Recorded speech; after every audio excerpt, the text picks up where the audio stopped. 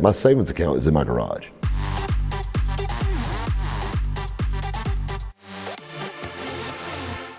The collector car hobby, I was born into it. My grandfather was an old car guy, and then my dad, of course, when he got out of drag racing, every old drag racer gets in the old cars. I was just born into it. I loved it. I love the classic cars, the collector cars, and they just have that class, that feel that you just can't replicate with a new car. But I'm a little different from a typical car buyer. A good rule in sales is your happiest customers are the ones you make the most money on. Because these guys aren't really necessarily buying on value, they're buying on like. They like it, they're happy with the price, they can afford it, they go with it. I'm the polar opposite of that.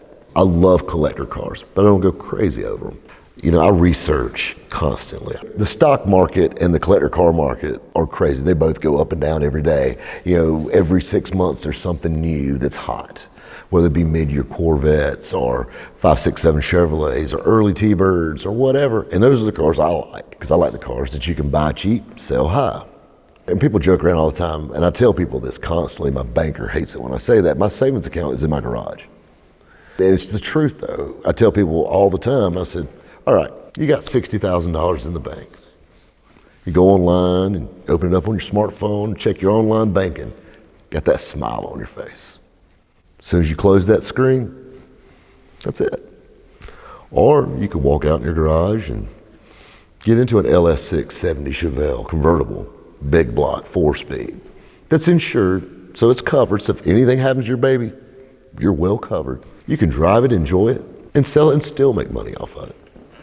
I've got 3 cars right now that are my personal, that I love, that I like them, but I bought them smart and doubled in value since I've owned them. I've got a 72 GMC Sierra Grande truck. We call it the dime piece. It is probably the holy grail of C10s. It's a very popular truck. A lot of people in the C10 world know all about this truck. It's a one-of-one truck. It's basically the best GMC truck you could possibly get. It was ordered in 1971 by a wealthy contractor.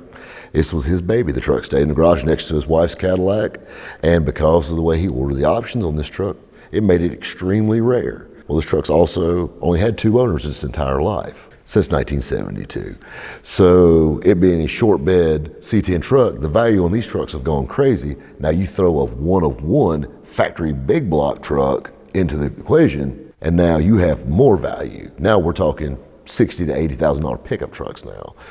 But then I've got a little Chevelle. Muscle cars are always hot. Muscle cars really hit a guy's heartstrings that've got the money to buy them now.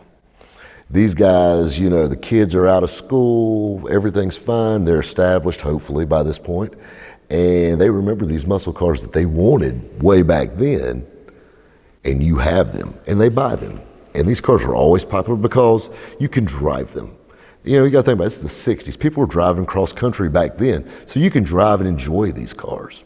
I've got a 65 Malibu SS matching numbers car. It's an Atlanta built, Atlanta sold new, Atlanta all its life 2-owner car, 65 327, 300 horse car, 4-speed. Mist blue with 2-tone deluxe blue inside with a console. Super nice car, straight, rust-free, southern car. Fun car to drive, the 4-speed, it's just a true muscle car. That's another car that's just went crazy in value. And the reason I got such a great deal on this car was, like an older collector, they're ready to get out of the business. They're ready to quit collecting cars, they're ready to sell out. I bought this car at a good time. I paid a good price for the car, but because it's such an outstanding example of this car, the value is going straight up. My most recent purchase is the Tri-5 Chevrolets, are that niche car. The 55, 56, and 57 Chevrolets have always been hot. They've always had that collector base, no matter what. And then through the years, they go up, and they come down a little, and they go back up. But you still always have that niche market for them. And I was on the hunt for a 56 Chevrolet 2-door Post in particular. My grandfather's first drag car was a 1956 Chevrolet 2-door Post.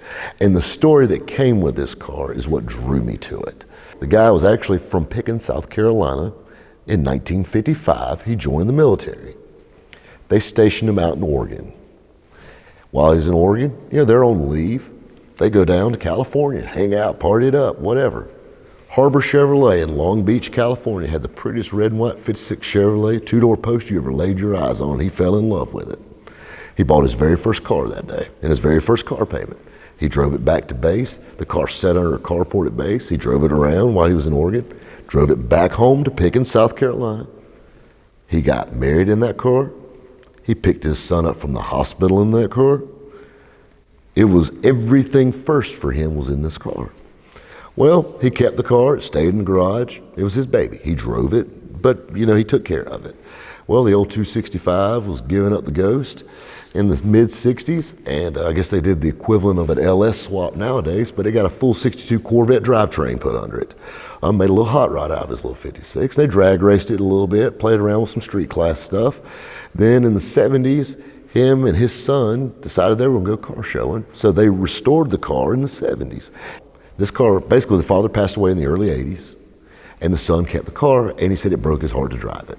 So it sat, and he said the car's wasting away, it needs to be driven, and that's why he was selling it. And I love that story of that car. And this is a California car, so they're a little special. They got one-piece bumpers on them. Some of the trim's a little different on them. And then you got this early Corvette drivetrain, the 327.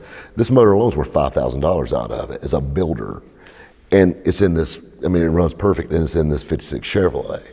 It's just a cool old school hot rod with a 4-speed in the floor. So, I had to have it. This is, if you're going to own it, it's the best of the best for a 56 Chevrolet. I'm going to do a little restoration work on this car. I want to drive around and play the patina thing for a little while with it. And I think I'll get the dime piece and the boot thing, my Chevelle out, and cruise around them for a little bit. And I'm going to come out of left field, one of the slickest 56 Chevrolets that hit the planet. And be for sure the value will be through the roof at that point while I do it. But that's the thing I stress to people is you take your passion and you can turn it into a profit if you use your head while you're buying these cars.